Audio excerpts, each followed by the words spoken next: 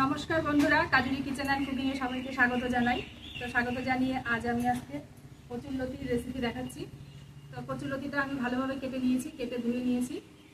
প্রথমে একটু জল গরম করে নিয়েছি, কড়াইতে একটু লবণ দিয়ে জলটা গরম করছি। এবার কচুরলতিটা অল্প ভাপিয়ে নেব, খুব বেশি না আবার একদম খুব কমও না, সেটা আমি দেখিয়ে দিচ্ছি। তো দিয়ে দিচ্ছি কচুরলতিটা আজকে চিংড়ি মাছ দিয়ে রান্না করবো। কচুরলতিটা সিদ্ধ করেই চিংড়ি মাছটা ভেজে নেব। কচুরলতিটা প্রায় সিদ্ধ হয়ে গেছে, একেবারে খুব নরম হয়নি আর একেবারে শক্ত হয়নি। এবার আমি এটা নামিয়ে নেব।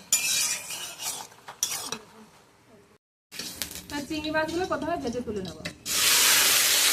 কচুরলতিতে চিংড়ি মাছ দিয়ে রান্না করলে খুব সুস্বাদু হয়। এটাতে অনেকে সর্ষে বাটা দিয়ে থাকে, কিন্তু আমি এটা সর্ষে বাটা দেবো না, পেঁয়াজ রসুন আর চিংড়ি মাছ দিয়ে রান্নাটা হবে। তো চিংড়ি মাছগুলো ভালোভাবে ভেজে নিই।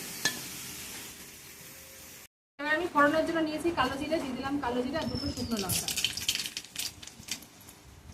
একটু নেড়ে নিয়ে পেঁয়াজ কুচিটা দিয়ে দিলাম আর দিয়ে দিচ্ছি রসুন কুচি। পেঁয়াজ আর রসুন একসাথে দিলে স্বাদটা অনেক বেশি বাড়ে।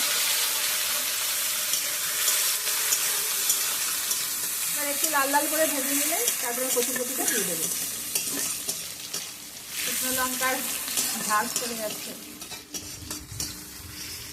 কচুরলতিগুলো দিয়ে দেবো।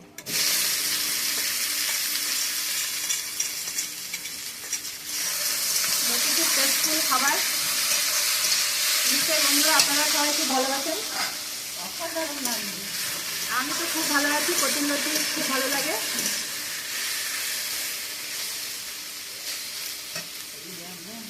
দেখে একটু ভাজা ভাজা মতন হবে। একটু পরিমাণ মতো লবণ, সিদ্ধ করার সময় একটু লবণ দিয়েছিলাম, তাই একটু কমই দিলাম। এবার দিয়ে দেবো একটু হলুদ, দিয়ে দিচ্ছি একটু পরিমাণ মতো হলুদ, দিয়ে দিচ্ছি দুটো চেরা কাঁচা লঙ্কা, ফোড়নের শুকনো লঙ্কা আর এমনি কাঁচা লঙ্কা দিয়ে দিলাম। এবার দিয়ে দিচ্ছি চিংড়ি মাছগুলো, এর সাথে যতটা ভাজা হবে স্বাদটা একটু বেশি আসবে।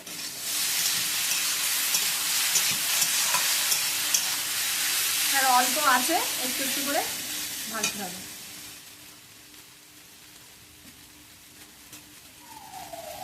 এবার দিয়ে দেবো একটু মাছের ডিম।